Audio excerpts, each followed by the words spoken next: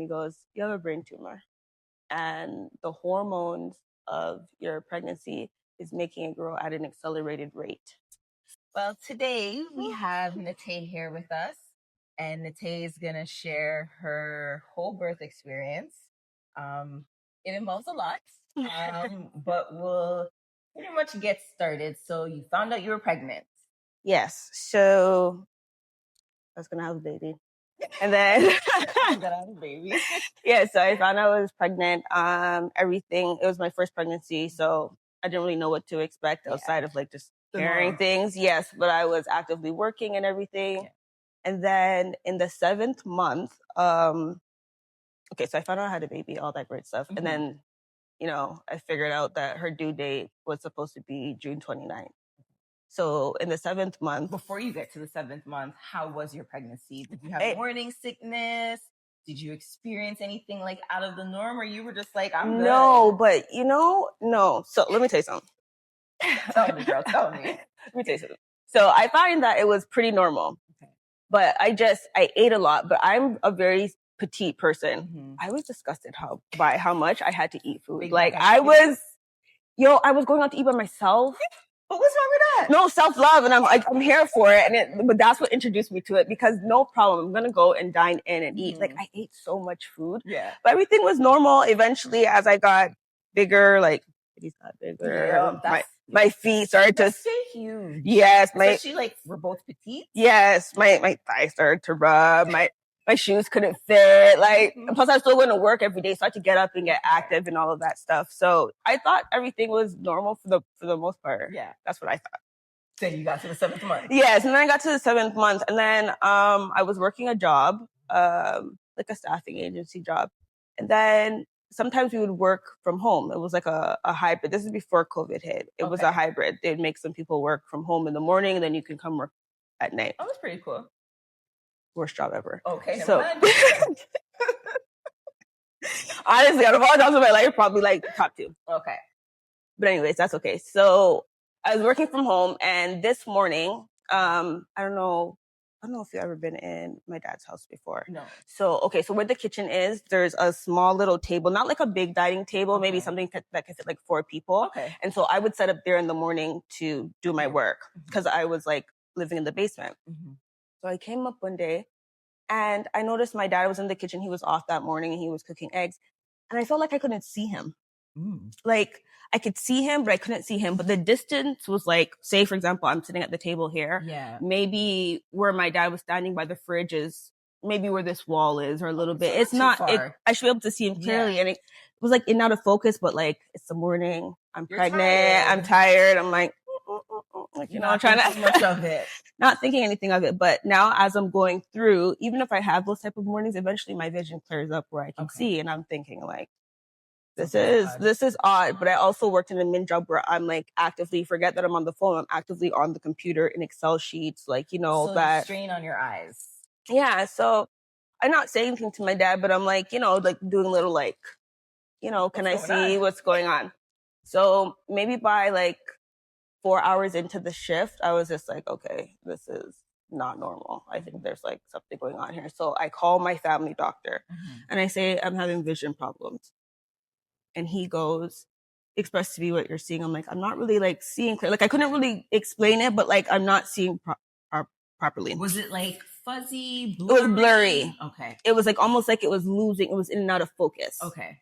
But no real reason, because at that point I've eaten. I'm not tired. I didn't just wake up. The day is going. You let enough hours pass where you were something is wrong. Something is off. Yeah. So I call him, and remember the scare about COVID is going on. So people are telling you don't go to the hospital. So this is fresh. So was this 2019? 2020. Oh, so this was fresh COVID. The brink of COVID, the top. Mm-hmm. So I call him, and at this point he's not even seeing people. It's when you're doing these the video calls. Yes. Yeah. So I called him. I called the office. The office got him to call me right away. And he goes, do you know what, Nate? And this is also the doctor that I've been with since I was born. He's my family doctor. He goes, I'm going to be honest with you. I'm scared. And because you're pregnant, I don't want you to go in the hospital because of everything that's going on. But if something's wrong with your vision, I need you to get up and go. Yeah. I need you to not be scared. I need you to get up and go. I came off the phone. I emailed that bitch of a supervisor. No, it was the worst job. We all had a job that we were just like, get me out of this shit now. I emailed her and I said, Dad, like, you know, my doctor, well, Dr. Lacko, he said I should go to the ER. So my dad's like, okay, didn't know what's going on. That was a start. Because then I went to the ER and I can't find nothing wrong with me. You mean nothing wrong? They couldn't find not a thing wrong with me. Let me tell you, for like a week, I was in and out of the ER like 5-6 times. And it's all for vision. This is all for vision. Okay. Doing all these different type of eye dye tests. I was going to eye specialists downtown, at places in Brampton I didn't even know had medical centers. Like I was finding everything on the woodwork. Everything on the woodworks, but it was also too like a time where like people are just they don't know what's going on. Yeah, so everyone's very scared, hesitant. All these appointments, can't find nothing. So whatever, I just keep an eye on it. Like every morning, like what am I seeing? Whatever. And like I'm saying, this is going in and out. So some days I feel like it's fine, but then some days I'm just like, what's going on? And mind you, like I'm actively living my life, getting up, driving, doing all these things. So then we get to the last appointment. At this point, I've been in and out of the ER.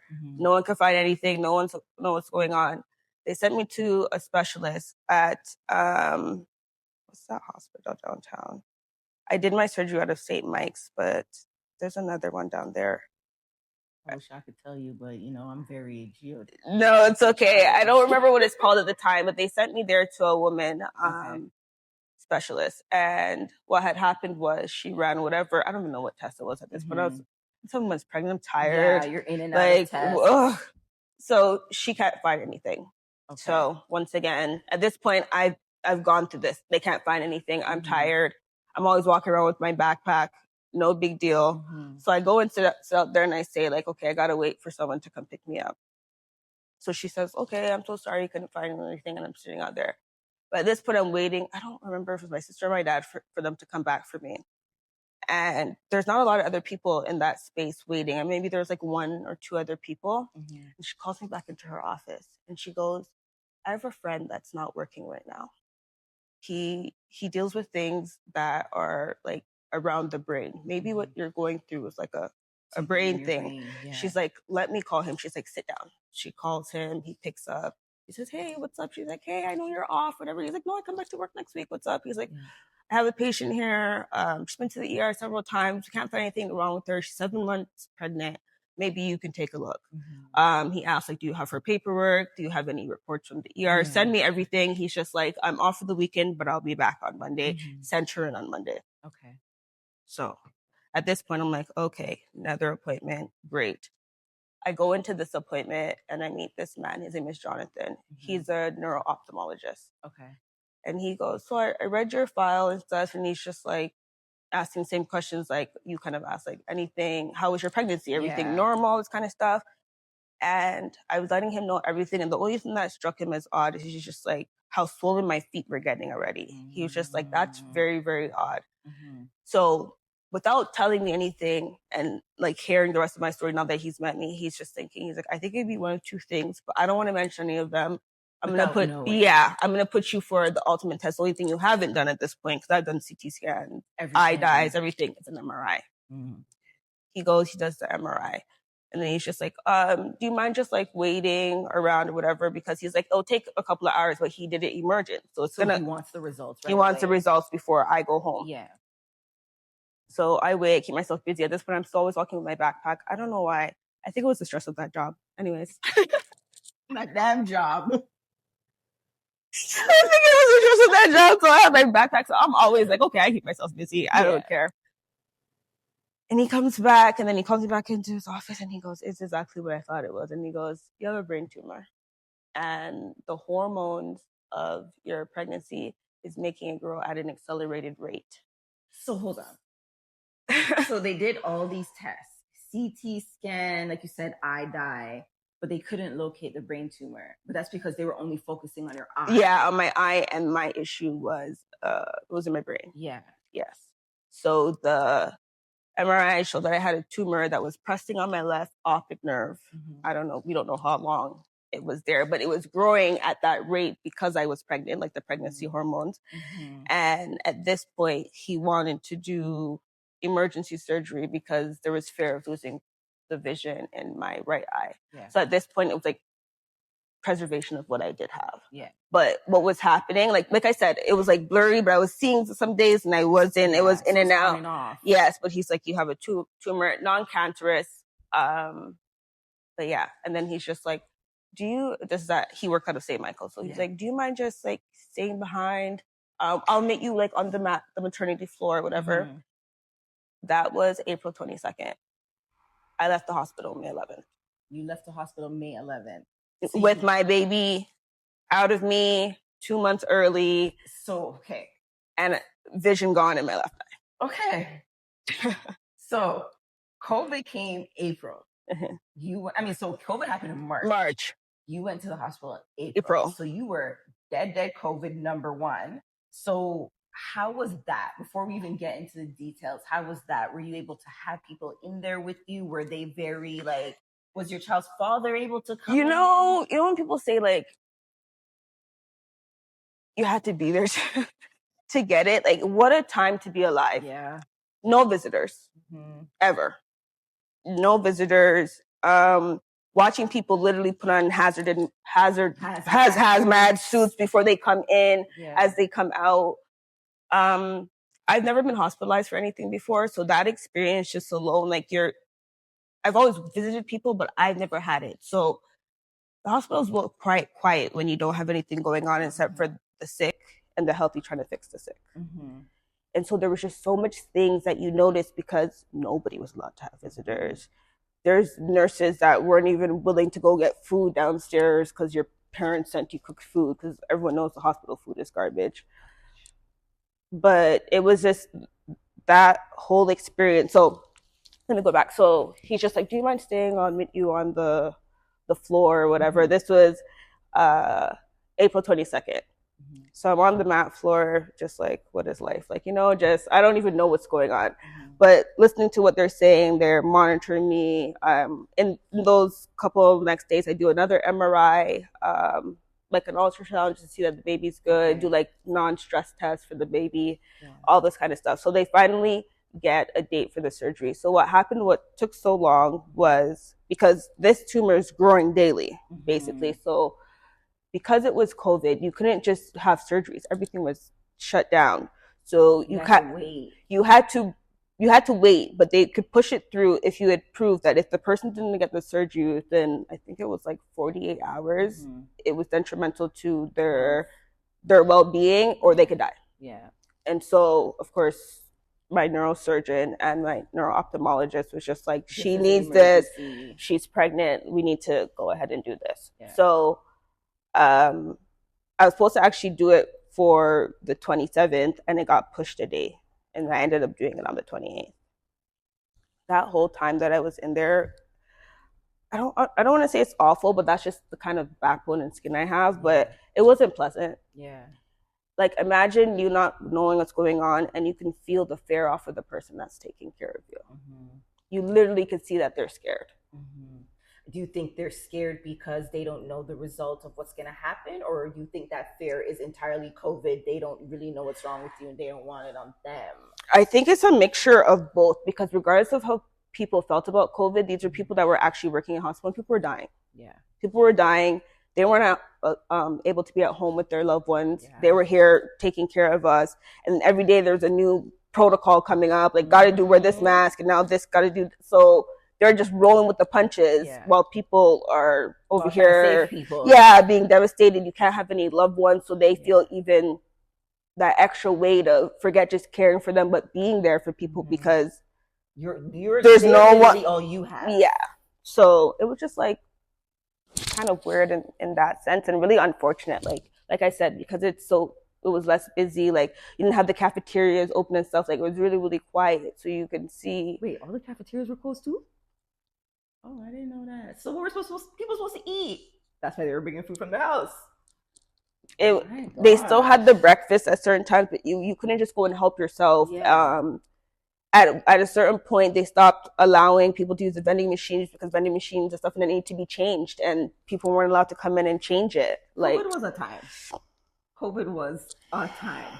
Like, jeez Louise. Yeah. Yeah. Time. So the time while I was in there, it was just like there was some other bullshit that went on, but like for the most part, it was like it's just unfortunate because the people that were caring for you were scared. Yeah. So they thought that I was going to be able to do the surgery to remove the brain tumor and still go full term. Okay. That's what they thought. Okay. The brain tumor is going to be removed through my nose. So like some nasal wire thing, and then they drilled the bottom base of my skull. Wait. That's okay. Hold on. So they go through your nose. Yes, and then something that they used to go through my nose allowed them to drill the base of my skull. Okay. And because that's where the tumor is. That's where they needed to go through to get to where the tumor was. Okay. Yes. And so their plan was, we're going to do this. You're only going to be under for a couple of hours. I think at first they had said 4 to 6. And then, yeah, we'll monitor you. And, you know, if anything, you can go back on the mat floor. We'll take care of you now out of St. Mike's. Because at that point, I had an OB. I had everything at different places. And they're just like, no, you're with us. You here. You have a team of care here. So I was like, okay, great. So we go ahead and agree to do the surgery. So when you're at this hospital, you know you have to do surgery. You're agreeing to do the surgery. Who's with you? No one. My aunt's on FaceTime. Jalika's on FaceTime. Lee's on FaceTime.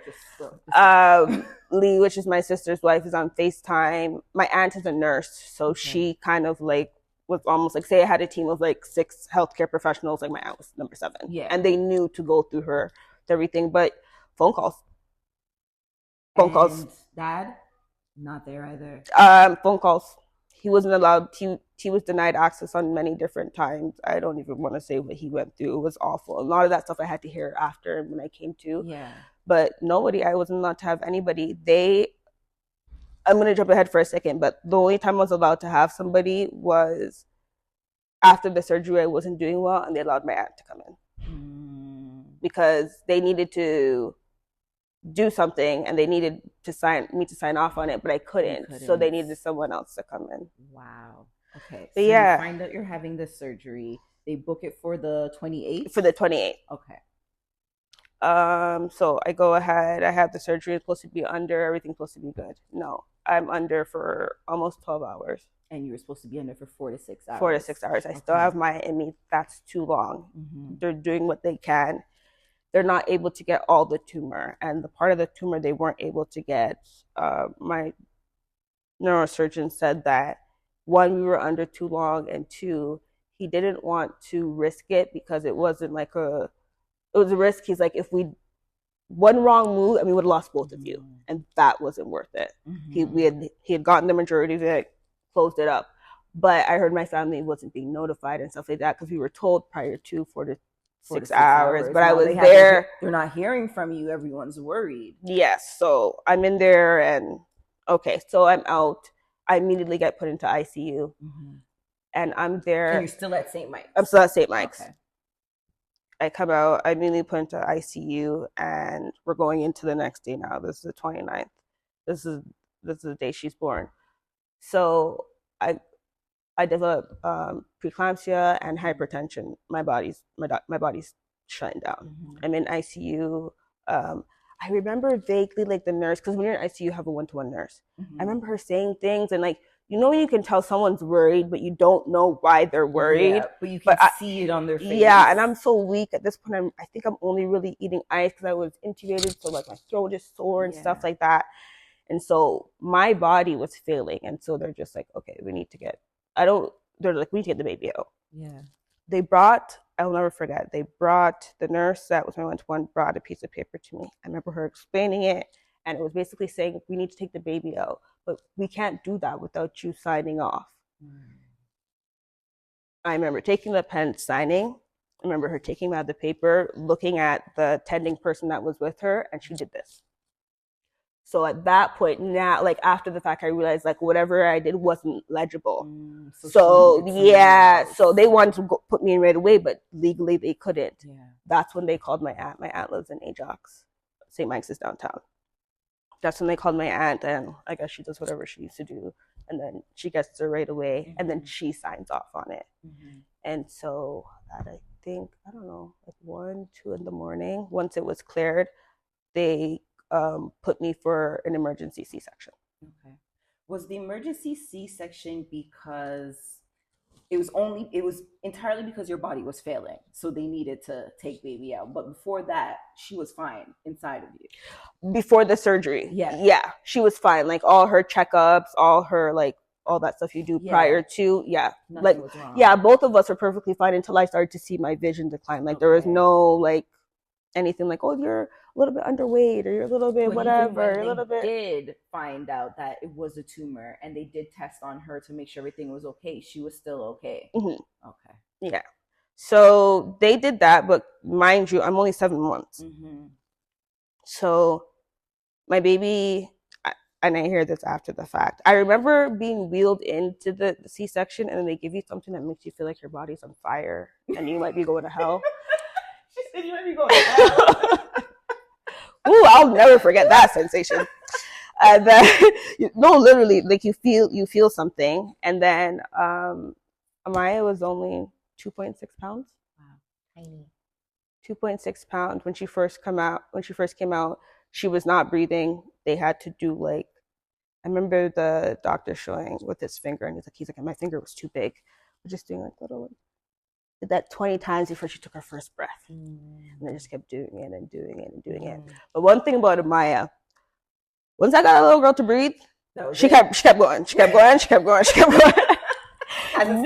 No declines. Like even when I read her reports and stuff like that, after that she just kept going and got better and better. So she was born at about 2.6 pounds. By the time she was discharged, she was about 5, right under 6. Wow. So she gradually she increased. She was fine. She had no depletion. So naturally she's too early too. So in the first 24 hours, because I wasn't even coherent or anything, she was on donor breast milk and she was put right into the NICU. Okay. Do you know this is what's going on, or this is just happening and you're just out of it? I'm just out of it. I remember being wheeled through, I don't know, like, I feel like I was in fucking Grey's Anatomy. You know when you're in the hallway? You know when you're in like the hallway, it's just like, but the walls is just windows, so it's just like natural lighting and stuff like that. And I remember kind of like opening my eyes and realizing your belly, after you have the baby, your belly doesn't go flat, but the baby's not there, you know what I mean? So like I'm like I'm laying down and I'm like this, and I'm like, I remember like saying something like the baby, and they're just like, oh, she's okay. And I remember them saying she's with Auntie Jackie, and then I passed back out. Okay. But I think after that, eventually they let so it's so ridiculous. They eventually let my partner in to see our kid, and he got to see her before I did. I think it was almost a full day because I just was too weak. You were just out of it. Yeah, I couldn't. I was back. I was on the ICU floor and she was on the NICU, and those floors were like maybe 4 floors apart. So you had to take an elevator. And again, this is COVID. Yeah, so COVID. And I just had surgery. I just had a C-section. So I'm not walking. I need to be wheeled everywhere. Yeah. So, but they eventually let him in. And then on the day that I was allowed to see her, they let him be around for a little bit. But then that was it. Other than that, until she was discharged, which was like maybe days before would have been her actual birthday. Well, what should have been her actual birthday was June 29th. Anytime we went to NICU visits, we had to take turns. One at a time. He goes up for an hour. I go up for an hour. We were only able to see her again on the day we got to take her home. Wow. Wait, so from the day they took her out of you, You saw her the day she went home, or you saw her in between? We saw, we got to see her whatever, like, because I was in the hospital till May 11th, so I was just, I needed to be wheeled up, if they allowed me to. Some days they'd be like, you're not allowed to, you're too weak, or you have to do this, or you need rest. Like it was a big thing. I'm like, you need rest. You like, we know that you want to see your baby, but your baby's okay. Yeah. So we were allowed to see her, but never at the same time. So they weren't even letting him come in to see me. At one point, I had a social worker on my team. Shout out to Stacy. And she fought to make sure that anytime he came to the hospital, he was able to come see me, spend time with me. Then he'd go see her, or he would go see her, then see me, and then leave. And he did that daily. There were some times where I'm just like, babe, you don't have to come today. Like, it's okay. Like, because I could imagine how taxing that was. Like, we also too don't live downtown. You know, back and forth is a lot. It's a lot. I know everyone loved the days when COVID was here, because I heard the streets were clean. Hey, roads were empty and gas. I heard it was clean, but on a daily basis and stuff like that, it was a lot. So yeah, never got to see her together except for that time when he was able to bring me up to see her that first time, and then when she was discharged. Okay, so she's discharged. You've had your surgery, but you mentioned that they didn't get rid of all of the tumor. No. So there was, like, they say it was like a little bit left that was so close to a nerve. That's why my neurosurgeon didn't want to like bother with it.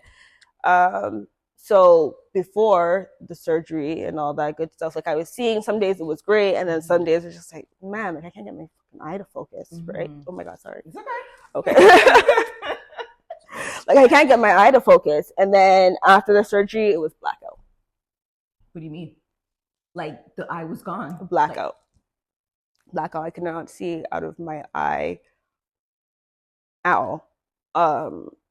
Some of it eventually came back, but in the beginning, at all. Like, you could put a light dead in my eye, like, which they did every single day. And you couldn't see shit? No, it was nothing. Blackness. And then over time, gradually, it came back. It's not back completely, but it came back. But I don't have what I had before, where it's like, some days it's good, some days it's not. Now, what came back is just what is. Okay. If that makes sense. But yeah, I couldn't see for a long time. Like, it was just blackness. Like, so for example, like, if when I first came out of the surgery, like, it's my left eye that's affected. So if I did this, I wouldn't see anything. I couldn't see anything. Wow. So that alone gave me like fears, because I have a newborn, right? And while this was happening, I didn't know. They told me that it was going to come back, and my brain was still swollen, and all this stuff was going on in my head. Eventually, everything will come back. Yeah, and so slowly it did. It never came back 100%, but that's what the goal was. Yeah, and they think it didn't come back 100%. One, because we found the tumor late, and they weren't able to get all of it. Like, I've done my own research to see other people that have had what I've had and also been pregnant and stuff, but they removed the whole tumor. Some of mine is still there, and to this day, some of it is still there. Some of it's still there. So yearly, I have a yearly MRI, and I have yearly eye tests that I do, like field tests, just to see if there's any decline or anything like that. The MRI, of course, because it's the ultimate test you could have, just to kind of see that there's no growth. Because the grand finale of all that was, oh my God, Amaya's doing great, you're doing great. Don't have any more children. Don't have any more. They were just like, we weren't able to get all of that. The tumor grew because of the pregnancy hormones. So if you have another one, there was fear it will grow, and we don't know how much it will grow, and it's already done some permanent damage to the left optic nerve. So, but that's a story for another time, because half my team was like, fuck that. And the other team was like, no, she should tie her tube. Yeah. And then my partner was like, fuck y'all, we're going home. She's not doing nothing else. She's tapped. I mean, 10 toes down. So sometimes you gotta go with your own gut. Yeah, he's just like, even if we decide anything, we're out of here. Like, no more. Yeah. So the person that I see yearly that does my issues my MRIs, like the records for it, and then also does my eye test. He was on the side of just like, if you want to have more kids, You can. We just have We'll to we have to monitor it. So every time I go, he's just like, "Want to have any more kids? How's Amaya? Want to have any more kids?" He's like, "You can have them." I find the first 2 years he still kind of felt bad that they were like forcing me to like get my tube time, and he's just like, "I always want to let you know, like, you do not have to go that route."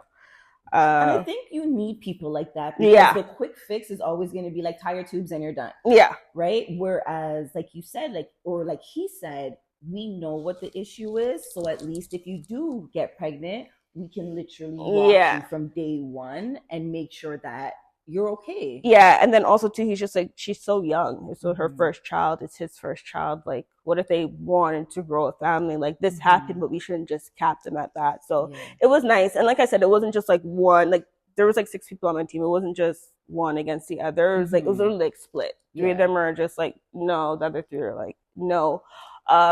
Half of the team didn't want to risk it, because also to say, for example, there was growth, they can't go back through my nose again. They can't put my body back through that trauma. And so I'd probably have to do like chemo to kill what, and they're just like, I guess for them, like, why would you put yourself through that? Like, you know, you might have got out of it. Like, you lost a little in their sense. It could be a lot in my sense, but you like, they lost a little, but Amaya did great, which she did. She no declines, got out of there and was good. So they're just like, I don't know, kind of be happy with what God blessed. Yeah, what God blessed you with. And so, and I was, and me and my partner have been since. But they're still like, if you want to, we will help you. Yeah, we will help you. But yeah, the surgery in and of itself was crazy. They went through my nose. They fucked up my leg. Sorry. They fucked up my leg.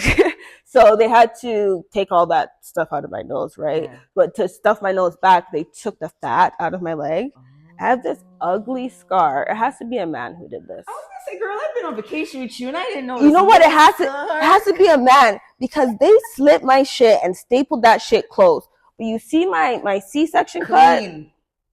Chef's kiss. That was a woman. I swear it was a woman. Shout out to her. But whoever did this bullshit, that was definitely a man. But like, they just gave me some ugly scars, and then I just like, anytime I feel something in my nose, like I just had PTSD from that, and like I had to flush my nose for days. And like after I came out, so many things were fucked up with me, because it was a brain situation. Like, I'll share one thing. Like, there was something wrong with my brain where like I had to pee like every 10 minutes. One day I almost dropped my baby because I had to go pee. Okay, when I was in the NICU, I'm like, I need to go pee. I need to go pee. Then she gave me a medication for it. So it was a medication that you put under your tongue and it actually dissolves. Okay. And so that would like suppress my bladder. Yeah. So I can go. If it's like a part of your brain that they touch, that it's like activated. Yeah. Or is it like entirely your bladder? Because we know all the messages come from your brain and travel down. I was just always told like your brain is still swollen, so it's taking its time to like whatever. Yeah. Because there was other stuff that was off too, but that was one of them, and that was the worst. Like every 10 minutes, like I need to go piss, and like you're not even sounding like a light piece, like full. It's like no, but if you think about it though, every 10 minutes is a lot. It's a lot. It's a lot. 10 minutes is a lot. There was a lot of things that I had to just get used to. One of the things that took me so long to be discharged from the hospital is like I didn't have any strength like in my legs. I wasn't able to walk and stuff, so I had to do a lot of physio before I left. Like, I hated that. What do you think your biggest challenges were dealing with that? If you had to say either one or two during the whole process for you. I'm the type of person that like I don't usually like take medication. I've never been on stuff, so like being released and having all this medication that I had to take, I think that part made me like the saddest, because I'm just like, oh, you gotta take this at 5 o'clock and this at, like I had like a pill thing. Yeah, and I had to do it because I had to get my body back right. But I think that was like really overwhelming for me. That and feeling like I had to learn to walk again. That was a lot. With a newborn baby. Well, yeah. So part of that I had to do before I was discharged. But yeah, so when I go to the NICU, I was just holding her and stuff, right? And I was still being wheeled and stuff at that point. But like when I was doing the physio on the floor, like I'd have to come out the bed and out to the door and do stairs. And it was just so crazy. Like I was a fully able-bodied, fast-paced young woman, and now I knew what it was to feel completely dependent on. Yeah. Dependent on the drugs and on the actual like healthcare aid. You need both. So I think that was like just all the stuff I had to be on to get your body back right. Because you know, some people are just like, I'm not taking this, I'm not taking that. I don't have a choice. It's like take this. It's like take this or else. And that fear of making sure you're taking it on the clock, like they want you to. Like I said, I haven't really, aside of taking Advil, I haven't really experienced like making sure I had to do something all the time, or else it would like affect my well-being. Yeah. So I think that was a big challenge. Leaving, and I think the challenge in there, like I said, like some of these, first of all, some of these nurses don't have no fucking bedside manner, okay? I've heard it. Their whispers are not whispers. Shelly, your whisper's not a whisper, okay? I can hear you. So just hearing just seeing that, like me being at the receiving end of it a couple of times, but seeing other people being at the receiving end of it. So I think while I was there, just realizing some people shouldn't be nurses. And like I said, regardless of how people feel about COVID, some of these healthcare professionals were scared, trying to help you keep your life afloat. They were keep your life afloat, keep their life afloat, and they have to also go home to their family, hoping they're not bringing anything from the hospital into their home. Like you could see sometimes when a nurse came to care for you or draw your blood or whatever, you could see it in their eyes. They just might have just finished crying, or their eyes is poofy and stuff like that, but they're talking to you through a mask and you know, so there's not like you're in the space with someone where really you can get that connection, but the connection's not there because we're scared of the unknown, the COVID or whatever the case is. So I think those two things, like I really saw the fear in some people, and some days, as sad as I was to be in there for myself, I was sad for them. I was sad for them. And I did have one girl that I went off on one day. I felt bad. I'm so sorry, girl. Wherever you are, we're sorry. Yeah. She had to do the COVID test, and you could tell she didn't know what she was doing. And instead of just saying she didn't know what she was doing, she was trying to play in my nose. Bitch. So I'm sorry, girl. I hope you're thriving. So you are out of the hospital now. You had your baby, surgery's done, and your village comes through. Yes. So they were supported throughout the whole time. Because like I said, like from they found the tumor, like there's so much other decisions that had to be made before like everything happened. And the aftermath is just something we were dealing with as it was happening. But no, everyone showed up. Like I said, I had my aunt that was very close to everything, and she's actually a registered nurse herself. And then my family is naturally just tight knit, so everybody was supportive. I got to talk to people every day. I got to see people on FaceTime, which is a little bit more like of a hug than just, you know, reading text messages and stuff like that. But it was good. I had people, you know, send me food, you know, flowers, all this great stuff. I was mentioning at one point, I feel like in the hospital, they don't really take it into account that people don't bathe. And I remember I had this one nurse who said, no, I'm going to come give you a bath. And I said, thank you. And then she's just like, okay, but I have to go. She's like, I have to go and get the soap, and I have to go get this. And I gave her a bag that had all my stuff in it. She go, what? Prepared. Your family set you up. Come on, yo, come and get me. Her name was Carla. Shout out to Carla. I'll never forget her. And she just got a wheelchair, and I had my stuff with me. And she's like, you know, when people come in here and don't have stuff, and the hospital's so stingy with the stuff. But but my family I had pajamas. Everything. I was, you know, trying to make myself feel like I was at home, because it felt like I was there too long. So, you know. It was your second home at that point. It was second my home, and because my baby was, you know, in the NICU, it was our home for a bit, because I got to go home before her. But no, my family came through like completely, like my side, my partner's side, and everybody was overjoyed when I came home. And you know, once the baby comes home, that's it. Like, it's all about the baby. It's all about the baby. Like, I don't even think people call me regular since 2020. I think everyone still calls me video because of that experience and because they want to see Amaya. So how is she doing now? Amaya is live and active. She is 5. Her birthday is April 29th, so she turned 5 this year. She's currently in senior kindergarten, and she's doing well. She's thriving. She's so active. She's funny. You would have never known that she flew into this role at 2 pounds. Like, she's doing great. Just like she was in NICU, like out doing her regular like checkups with like her doctor and pediatrician, stuff like that. Just all good stuff. And she doesn't require any additional like testing or anything. Everything's just no, just her regular needles that she needed to have. And like when she first came out, we had to still do some testing just to make sure her vision was going to be good. So we had a couple of appointments at Sick Kids for that, but those were all great, and she's just been good ever since. Well, amazing. Well, yes. Big shout out to the hospital. First of all, big shout out to, what was the doctor's name? You said Jonathan? Jonathan Michele, yes. Jonathan, big up you wherever you are, because he literally saved your life. Yeah, he was all like, even that lady that said, you know what, I have a friend. Like, I'll never forget her saying that, and I'm just at this point so burnt out of anything, of not getting no results. Where I'm just like, okay, so like even just that, just like God's plan. You know, God knew that was coming. He's like, these people are not figuring anything. I'm gonna connect her. Yeah, and shout out to that lady. That I think people, because we're also in a time of unknown, I feel like people had more empathy around that time too. And here I am, this young girl having her first baby. She can't see and no one can figure out why. So some people are just like, what is going on? So I feel like my situation itself sparked like, this is not normal, because most people solve the problem and nobody can solve it. Yeah. So shout out to her for even saying, let me go bother someone that's not even working right now.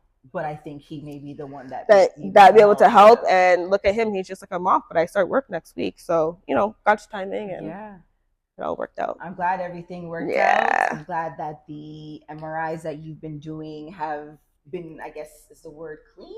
Yeah, they've been clear. So I would say they're stable. So no decline but no increase in the size of the tumor either. So just stable. We're always just making sure that there isn't an increase in the growth, and just making sure when I do my eye testing that it isn't decreasing. Because like I said, it didn't come back 100, but it came back enough. What would you say your percentage is right now out of 100? Like, are you 80% in that eye? Oh no, girl. Less? Yeah. Ooh. Snatched my vision. I'm joking. I'm joking. Maybe like 50 sometimes. And if I'm really tired, probably less, which is one thing ever since my my brain surgery, I don't play with my sleep. Yeah. I make sure, because that typically adds to stress. Yeah, and the way my eyes are landing and stuff. And because this one's not 100, it strains this one sometimes a little bit more. So I have focus more. Yeah, so I have my techniques, little things that I do to help out. But yeah, it just really depends. Okay, well, thank you so much for sharing. Thanks for having me. And again, Jonathan, and what was his first lady? Carla? His name? Carla was the one that was shouting out the village for making sure I had all my things. Well, there's a lot of people to shout out. Everyone that was there that played their parts. Yeah. Just shout out to you guys, and then thank you for just paying attention and not just being like, well, we can't figure it out, and disregarding you. Yeah. Because we may not have been here on this couch. For sure. That's one thing my doctor always says too. He's just like, I always say, oh, Jonathan found the tumor. He's like, you found the tumor. You picked up the phone and called me and said, Cyril, I can't see. He's just like, you didn't have to call me. A lot of people were scared and did not go and get the treatment they needed during that time. Yeah. So he's like, he always tells me, every time I see him, he hugs me and goes, shout out to you. Yeah. Shout out to me. Well, shout out to you. Thank you. Thank you. Yay.